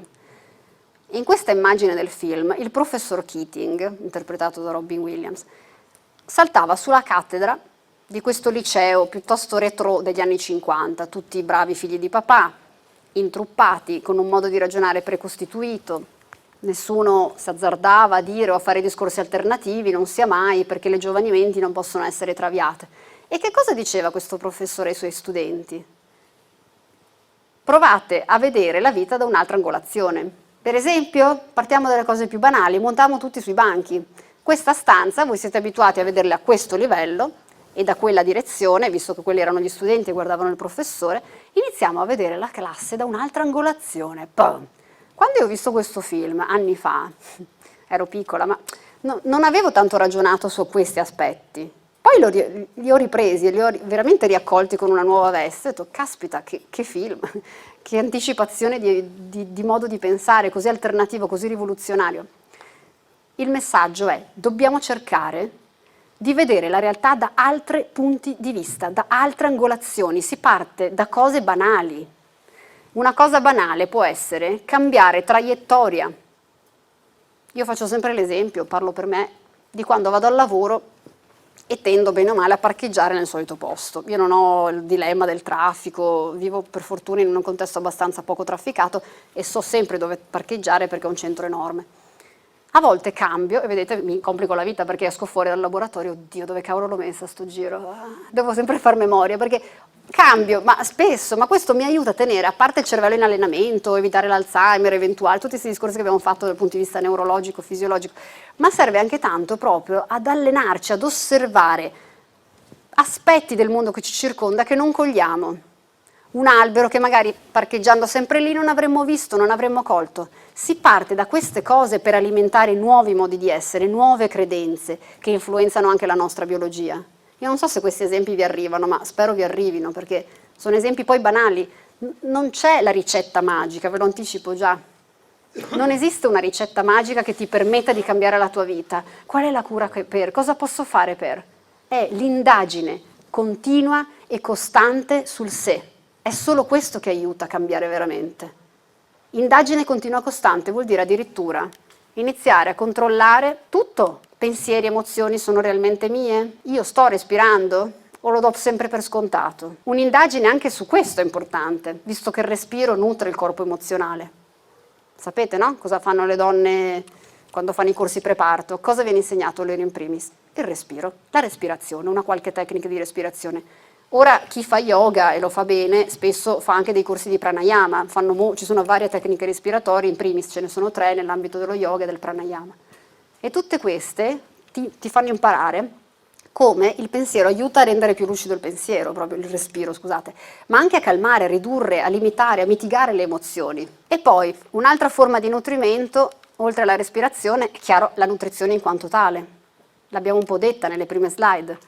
È importante fare attenzione anche a ciò che mangiamo, ma peraltro io andrei anche oltre. Il cibo si assume a più livelli, non è solo un cibo per bocca, è un cibo con gli occhi, è un cibo con le orecchie, è un cibo che determina tutto ciò che siamo e il fatto di essere in un modo o nell'altro è una scelta totalmente nostra e nessuno verrà mai a sindacare, ma di fatto il cibo determina la composizione biochimica di ciò che siamo, inevitabilmente, sotto ogni punto di vista. E attenzione ad altre forme di nutrimento, l'ambiente per esempio nel quale mangiamo, perché spesso noi magari siamo molto attenti a quello che ci mettiamo in bocca, ma non facciamo attenzione a quello che stiamo osservando e ascoltando mentre mangiamo. Quante volte in fondo capita alla sera di cenare di fronte a una televisione che spara immagini di morti ammazzati, stupri, violenze, corruzione, droga, mafia, 'ndrangheta, eccetera. Noi ci stiamo nutrendo anche di sta roba. Per cui dovremmo cercare di fare pulizia, di metterci con un'attitudine di comunione quasi, la butto lì, una parola vaga, spirituale, forse, ma una comunione interiore profonda con quello che stiamo facendo. In fondo stiamo facendo un atto di amore tra noi e la natura esterna, è quello che è di fatto sul nostro piatto, è la natura in quanto tale. Cercare di mangiare in una maniera che sia attiva, presente e cosciente e coerente. E poi abbiamo accennato all'importanza dell'attività fisica. Qui perché c'è un'immagine di una posizione di yoga, un asanas? Perché lo yoga ha il grosso pregio, rispetto ad altre forme di attività fisica che sono tutte buone, va bene tutto, ma lo yoga è carino perché? Perché va a frizionare il sistema endocrino. Tutte le posizioni di yoga hanno un effetto di contrazione e rilasciamento del sistema endocrino, delle ghiandole, e quindi è chiaro che ha un effetto benefico. Inoltre lo yoga che fa? Mantiene la flessibilità della colonna vertebrale. Sapete bene cosa succede, andando avanti col tempo si tende a irrigidirsi, l'irrigidimento è sinonimo di invecchiamento. Mantenere la colonna vertebrale flessibile, come un fuscello d'erba che si piega al vento e non come uno stecco che basta che arrivi una ventata, si spezza, è fondamentale per la giovinezza e l'evitare l'invecchiamento cellulare, lo stress ossidativo. Contatto con la natura. Banalità? Direi di no. La natura è fondamentale perché ci permette di collegarci ad aspetti che non sono solo la luce solare, la sintesi di vitamina D, la fortificazione del calcio, le ossa, eccetera, ma riduce addirittura la depressione il contatto con la luce. Ha un effetto sul nostro sistema nervoso simpatico-parasimpatico notevole. E non solo questo, il contatto con la natura ci permette anche di ascoltare i suoni della natura. E i suoni della natura, mi ricollego un attimo al concetto del 432, sono a 432 Hz. Dal canto degli uccelli, al suono delle balene, al finire dei grilli, delle cicale, tutto quello che ci volete mettere dentro, è tutto a 432 Hz, una frequenza base dalla quale noi purtroppo ci stiamo scollegando perché ascoltiamo la radio, ai CD, tutto, musica 440 o 441, 8 Hz in su. Questo è scollegante rispetto a quelli che sono i suoni della natura. E poi abbiamo parlato anche di meditazione. Anche la meditazione, anche se pochi minuti al giorno, è importante. Parlavamo anche di yoga della risata prima con alcuni di voi. Lo yoga, la risata, tutto conta. La meditazione, in primis, ha l'effetto benefico di calmare le emozioni, ribilanciare i due emisferi cerebrali, coadiuvare le cure anticancro, ha un effetto potente. Ricordatevi gli studi su neuropsychoendocrinology dove andavano a vedere come riducesse l'effetto infiammatorio, proprio la risposta infiammatoria, rendendoci meno infiammati. E ora siamo arrivati, questa è l'ultima slide e io butto lì 3 semini, vedete voi cosa farne, però secondo me sono forse la sintesi di questo percorso, perlomeno sono la sintesi del percorso che sto facendo io, spero che in qualche maniera vi possano essere utili. Il primo semino è questo. Questo non è una cosa banale o un messaggio banale. Ogni volta che noi facciamo una considerazione di qualsiasi natura, visto che siamo tutti interconnessi da questi campi elettromagnetici, andiamo a creare una divisione energetica, come prendere un'accetta e spezzare, Ogni considerazione che io faccio tra me e te, giudico il colore dei tuoi capelli, giudico come sei vestita, giudico un'amica bevendo un caffè con un'altra di qualcun'altra, io in qualche maniera creo divisione. Questa divisione è percepibile a livello energetico, non è una cosa di cui siamo consci, ma c'è. Quindi non ha alcun senso esprimere considerazioni di alcun tipo su qualsiasi persona, cosa o fatto, purtroppo, per noi. Negativa, ma positiva? Anche. Perché? Tu dirai no, e diamo un bel voto a un bravo bambino, in fin dei conti le maestre lo fanno. Io sono d'accordo, è vero, siamo chiamati in causa tutti i giorni ad avere un'opinione, adesso si ritiene che bisogna tutti avere un'opinione, se no siamo 4 sfigati. Però se ci pensi, e qua adesso è inevitabile, è chiaro che rispetto ad un fatto di violenza uno esprime un'opinione negativa e rispetto ad una bella cosa, ad una persona lodevole può esprimere una cosa. Nell'umano va bene, ma nel sottile anche una considerazione positiva implica l'esistenza del suo opposto. Se io penso che tu sei una brava signora, presuppongo che ci siano invece delle signore non altrettanto brave. È una cosa sottile, ripeto. È inevitabile che in una società come la nostra siamo tutti in qualche maniera portati a esprimere giudizi, di un tipo o dell'altro. Va bene, però dentro di noi dovremo sempre ragionare sul fatto che ogni considerazione è un etichettamento, è un mettere un'etichetta su qualcosa o su qualcuno, stabilendone un codice di validità o di invalidità. Questo, energeticamente parlando, crea separazione. È chiaro sto discorso? Che è una critica positiva. Io non stento a pensare che non possa essere così. Chiamalo scompenso, io non lo so. Io penso che soprattutto quando siamo piccoli questo senso di connessione, di assenza di giudizio è lapalissiano in tutti noi. Non abbiamo pregiudizi, non abbiamo precritiche. È quando si arrivano sui, credo, 6-7 anni, no? L'età della scolarizzazione soprattutto, che scattano queste dinamiche in cui si etichettano i belli, i brutti, i buoni, i neri, i bianchi, i gialli. Creiamo delle divisioni. Quando si è piccoli non c'è separazione, non c'è differenza tra nessuno di noi, siamo tutti uno.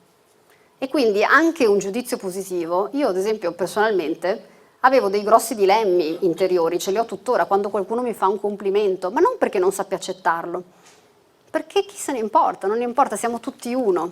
Poi è ovvio che la vita è fatta di questo, è fatta di promozioni, è fatta di cose belle, è fatta di qualcuno che ti dice brava e pacca sulla spalla, ma dovremmo, in un percorso di consapevolezza, se siamo qui in fondo, è perché stiamo cercando questo. Io non credo che siate venuti qui perché pensavate semplicemente di tornare a casa con 4 cognizioni di biologia molecolare in più, ma forse perché siete su un percorso. Posso arrivare solo alla fine degli ultimi 2 messaggi, perché è tutto collegato, prima di aprire le domande, perché sennò ci imbarchiamo e non arrivo più alla fine. Bisogna seriamente iniziare a chiederci chi siamo e che cosa vogliamo, ovvero i pensieri che io formulo quando mi alzo la mattina, un ragionamento che faccio, il pensiero prima di alzarmi, la stress che mi entra dentro pensando oddio queste sono le cose che devo fare, oddio oddio. O in generale il modo in cui finora abbiamo condotto la nostra vita, le scelte che abbiamo fatto, sono seriamente mie? O è qualcosa che in fondo si aspetta qualcun altro che io abbia fatto e che io faccia?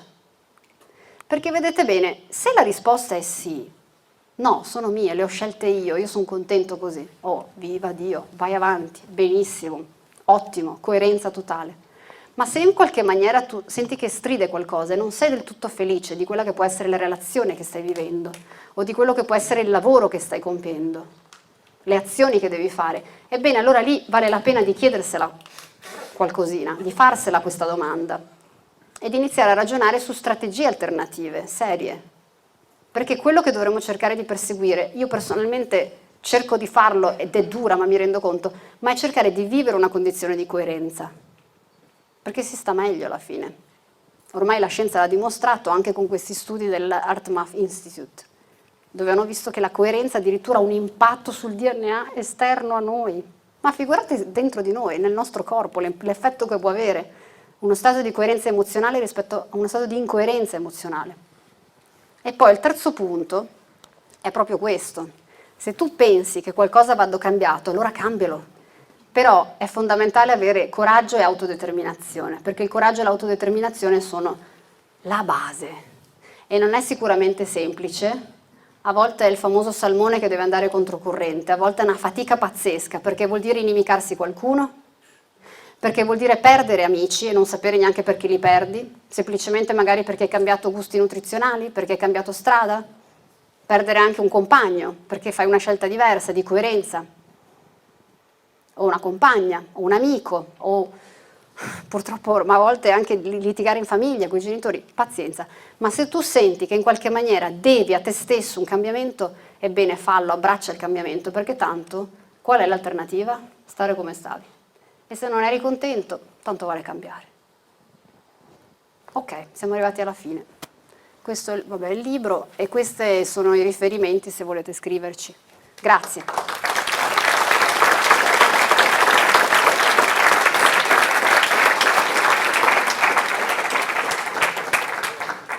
Allora, forse qualcuno voleva fare delle domande, c'era una manina alzata lì. Il concetto di Matrix, la famosa Matrix divina di cui parla Greg Braden, questa matrice, noi siamo interconnessi. Quando si parla di questo si sta parlando, non di altro. Queste conoscenze sono tutte a confluenza, a punto zero, ultimamente si sente parlare di 1000 concetti, ma la scienza, la biologia in qualche maniera ci stanno raccontando queste storie. Io non ho parlato della fisica quantistica perché ne parlo spesso in realtà anche nelle conferenze. Questa sera l'ho lasciata a latere perché volevo approfondire altri aspetti, se no ci dilungavamo troppo. Ma sono tutte discipline che in qualche maniera stanno convogliando verso una sintesi. E per me questa sintesi è rincuorante, perché credetemi, io per anni, non so, vedevo la biologia scollegata da tanti aspetti, invece no, sono tutte discipline che hanno una correlazione. Dovremmo però noi tutti scienziati, società, tutti, iniziare ad abbracciare un modo di pensare sempre meno riduzionistico, perché il problema base della scienza e della ricerca è che è riduzionistica, scorporea, prende il pezzo per pensare di studiare il tutto. No, sì e no. Quel pezzo può essere integrato e se si dimentica il tutto, il picture, il macro disegno, si perde tutto, si perde l'interezza dell'informazione. Forse vuoi dire qualcosa? Piccolo break, poi lascio Sì. le domande. Vi abbiamo dato una dispensa in cui ci sono tutti i nostri prossimi incontri. Se qualcuno ancora non ce l'avesse, potete semplicemente fare una foto, venire a copiarlo dopo e inserire in rubrica il numero di Regina. Poi gli inviate un WhatsApp con nome, cognome e accetto e praticamente venite inseriti nella lista broadcast della Salus Bellatrix. È una lista broadcast, quindi non una chat in cui si ribatte all'infinito. Quando c'è un evento che sia in programma o che sia anche estemporaneo, praticamente venite avvisati con un semplice WhatsApp. La domanda è appunto che fin da piccola ci hanno insegnato la religione, ormai è risaputo tutto quanto, però anch'io mi chiedevo tra scienza e questa connessione, senza parlare di quella fede così tanto per dire, però quella connessione che mi veniva proprio il filone che c'era un'unica via, cioè queste due si univano, queste due vie. E mi chiedevo proprio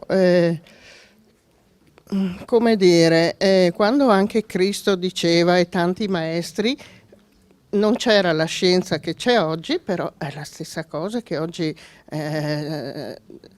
si riconosce, insomma, ecco, e i miracoli sono proprio, a mio avviso, che piacerebbe anche a me, riuscire a cambiare questo paradigma che possiamo fare tutto in questo modo.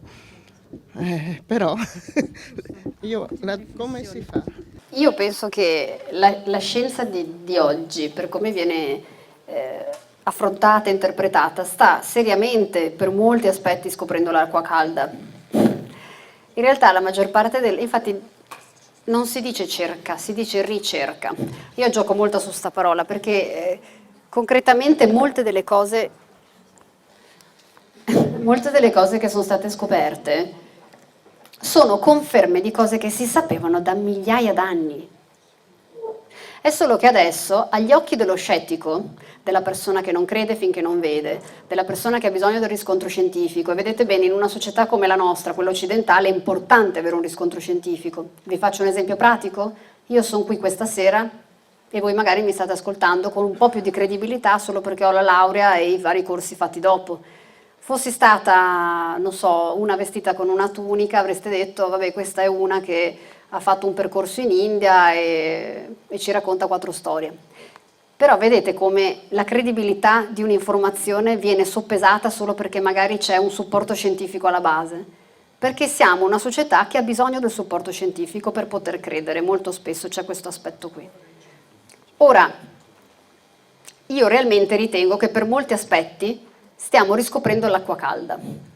Io, perlomeno, il percorso che è stato fatto nella nostra scuola è legato alla conoscenza dei Veda.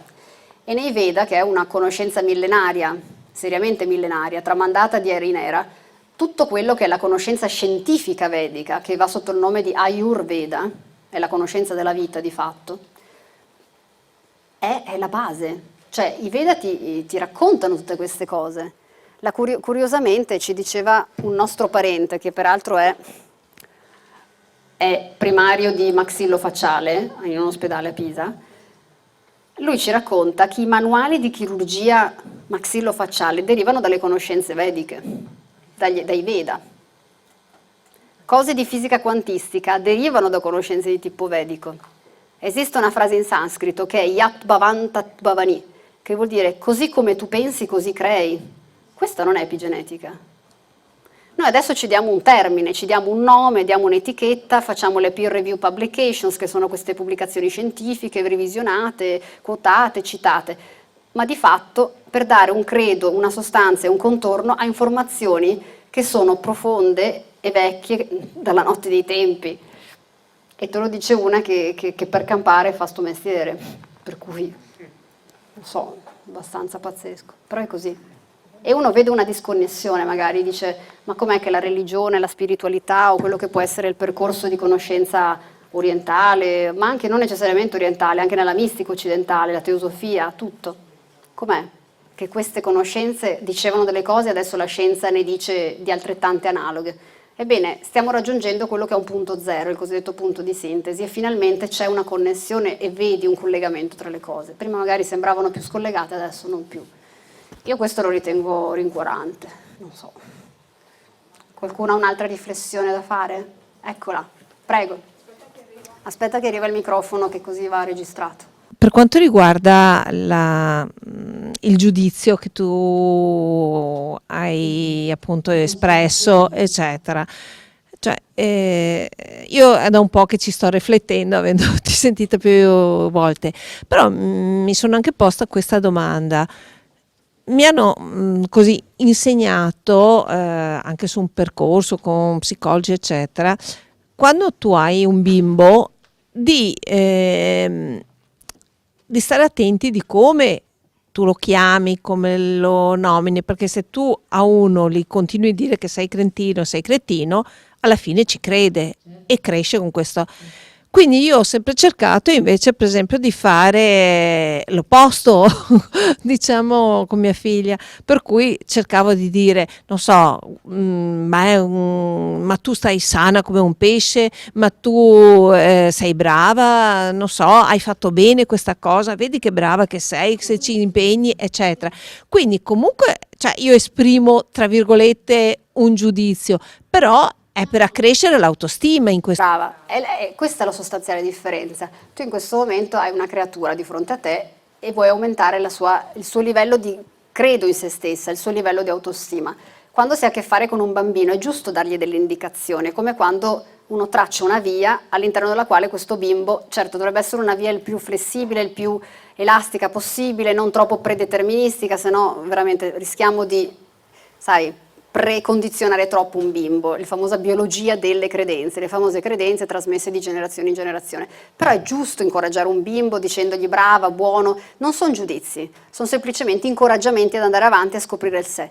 Ma quando siamo adulti, adesso qui in questa stanza, siamo abbastanza adulti, cresciuti e consapevoli per cercare di capire che forse quando si raggiunge un livello di consapevolezza come quello che nel quale possiamo essere ora, adesso, vale la pena seriamente chiederci, ma ha senso esprimere questo giudizio, questa considerazione? Vedete bene che lo sport dell'esprimere considerazioni è uno sport, lo sport nazionale. Siamo tutti opinionati, siamo tutti al caffè a parlare di qualcuno, spesso soprattutto quando mancano purtroppo temi di conversazione. Si tende a parlare di altrui, terze persone non presenti in quel momento. E questa cosa, che ripeto è uno sport nazionale, lo facciamo un po' tutti, inevitabilmente, chi più chi meno, non va bene, per un discorso prettamente coscienziale, energetico e veramente sottile. Io non sto dicendo che non si deve ascoltare il telegiornale o informarsi facendoci un'idea rispetto a quello che è una realtà politica, sociale, economica, dimensionale, tutto quello che ci circonda. È giusto capire dove stiamo, è inevitabile capire e capire dove sta rispetto a noi. Ma quando noi esprimiamo un concetto che può essere un giudizio o una considerazione, a maggior ragione se negativa se vuoi, ma fammela passare pure positiva, in qualche maniera, sottilmente parlando, io sto creando una separazione. Ed è un discorso di tipo prettamente energetico, che si riallaccia al discorso che facevamo prima sul fatto che siamo tutti interconnessi da una matrice, che è di fatto il nostro campo elettromagnetico in comunicazione con tutti gli altri. E ogni giudizio e considerazione crea separazione. Vedete questa stanza? E vedete anche nelle chiese? Le chiese spesso hanno, questa è una cosa di simbolismo potente, sono fatte a quadrati, bianchi e neri. Il bianco, il nero, il buono e il cattivo, la regina di Biancaneve e la povera Biancaneve. Bianco e nero, tasselli, è tutta separazione. Divide e timpera. In qualche maniera la separazione crea insoddisfazione, scontentezza e alla lunga pure protrae uno stato di controllo globale, di guerra, di tristezze e di frustrazioni profonde. Questo non aiuta a star bene. Se lo scopo della vita è anche cercare di conoscere se stessi, fare un percorso conoscitivo multidimensionale, potente, questo dovrebbe in primis includere e precludere il senso di unione, sapere che siamo tutti uno. Posso dirti, cioè io però la stessa tecnica quando lavoravo e avevo dei ragazzi appunto che collaboravano con me, cioè io cercavo di adottare lo stesso sistema, perché vedevo che se io dicevo Madonna che bravo che hai fatto questa cosa eccetera. Ma qui stiamo parlando sempre di incoraggiamento, va bene, in una fase educativa. E in fondo è giusto, a livello educativo è giusto incoraggiare un giovane, ma io ritengo che sia importante quando siamo adulti e vaccinati, purtroppo vaccinati, buttiamola subito via l'argomento, perché so che qua è un terreno, però fondamentalmente, capite, non ha più senso. Siamo adulti, siamo ad un livello di consapevolezza per cui non possiamo più giocare con le Barbie, non abbiamo più bisogno dell'incoraggiamento, va bene, basta. Adesso però abbracciamo l'altro e l'altro siamo noi, non c'è nessuna differenza tra me e te, siamo uno, cara Manu. Da capì? Anzi, se vi interessa approfondire questi temi, noi li trattiamo. Atmajay su questo è l'altro relatore oltre a me, per ora siamo solo noi, un giorno anche lui farà il relatore, che è mio marito, perché ne ha tanti da raccontare. Comunque fondamentalmente quello che Atmajay ti racconta è che il male, il bene, la luce e l'ombra sono solo errori di percezione. È come se avessimo un occhiale distorcente che ci permette di non vedere la realtà in quanto tale, punto. Io mi fermo qui, non mi dilungo troppo in questo tema perché sono temi molto complessi che in realtà non complessi, sono di una banalità estrema, ma che vale la pena affrontarli in una sede appropriata. È solo che il concetto di male e bene che cos'è sostanzialmente? Uno vede male lì dove in fondo vede quello, ma la realtà è fatta di 1000 sfaccettature. Tutto un senso, poi se uno crede addirittura in una logica che va oltre la logica così di questa vita in quanto tale, credi in quello che può essere un percorso karmico, io ci butto dentro anche questo, perché poi in realtà ci sono 1000 aspetti di cui non stiamo assolutamente parlando, menzionando qui in questa sede, perché non mi sembra il caso, ma ci sono 1000 altri fattori che ci dovrebbero far riflettere seriamente su che cosa significa causa-effetto, conseguenzialità, su che cosa significa bianco e nero, su che cosa significa realmente male, se di male si deve veramente parlare. Si dovrebbe andare anche un po' oltre questo. Sono definizioni. Sì, c'è un'altra domanda qua.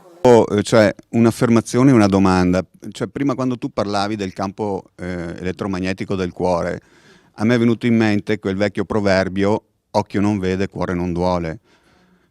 Pertanto diciamo che i nostri vecchi o gli antichi c'erano già arrivati sul fatto che se uno non vede, chiaramente l'emozione è diversa.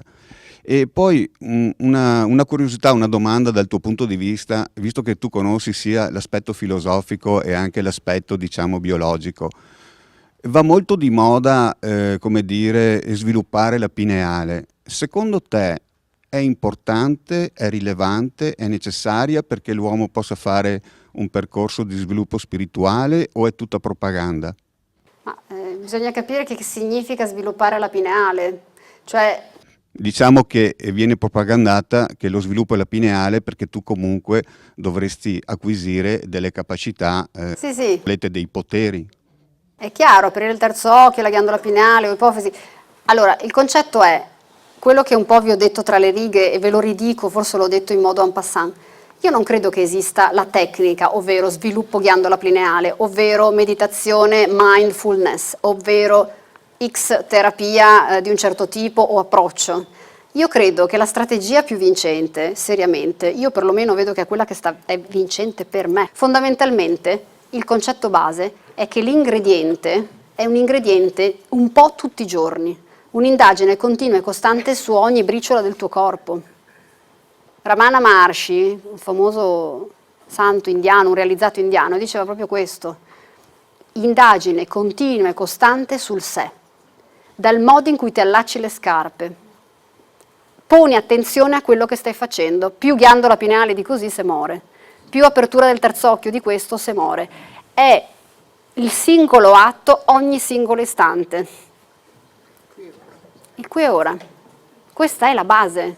E ripeto, spesso e volentieri stiamo a riscoprire l'acqua calda, però il problema di base è questo, che se per l'ennesima volta pensiamo, oh cavolo, ho riscoperto l'acqua calda, in fondo già lo sapevo. Ma vale la pena chiedersi, ho attuato qualcosa da quando ho letto il libro di Eckhart Tolle 10 anni fa? Se la domanda è no, so che è così, ma in fondo ho cambiato cambiato poco, iniziamo a fare questo cambiamento, perché la base di adesso, per come siamo messi adesso, per le conoscenze che ci sono adesso, è che non possiamo più permetterci di aspettare. Le conoscenze ci sono, siamo qui stasera a parlare di ste robe. I libri ci sono, ce ne sono di informazioni, ma se rimane solo contenuto mentale non serve a una mazza. In questo voglio essere molto diretta. Bravi voi. Bravi voi. L'azione che provoca il cambiamento. L'azione che provoca il Bravo, è l'azione, perché fondamentalmente è il momento dell'azione questo. Io credo che questo è un momento per agire, non è più il momento solo dell'ascolto, non è più solo il momento, lo diciamo spesso, non è più il momento di leggere i libri, ma vale la pena di scriverlo un libro, non necessariamente scrivere un libro, capitemi, una metafora, ma scrivere il libro che siete voi. E se il libro non lo scriviamo, alle dura. Aspetta, scusami, ti interrompo, c'è lui adesso, dopo torniamo da te. Allora, non ti faccio i complimenti per quello che ci hai raccontato. No, non farmeli, grazie. Che riguardano un po' questa cosa qua. Anche dalle nostre parti ci sono stati dei grandi illuminati, chiamiamoli così, uno dei quali che io amo moltissimo si chiamava Aristotele, il quale diceva due cose proprio riguardo a queste ultime considerazioni che hai fatto. La prima è che non è con i ragionamenti che si cambiano i comportamenti, e abbiamo visto come il comportamento sia importante nel ridefinire la nostra mappa epigenetica. E la seconda cosa che sempre diceva Aristotele era che l'eccellenza è un'abitudine.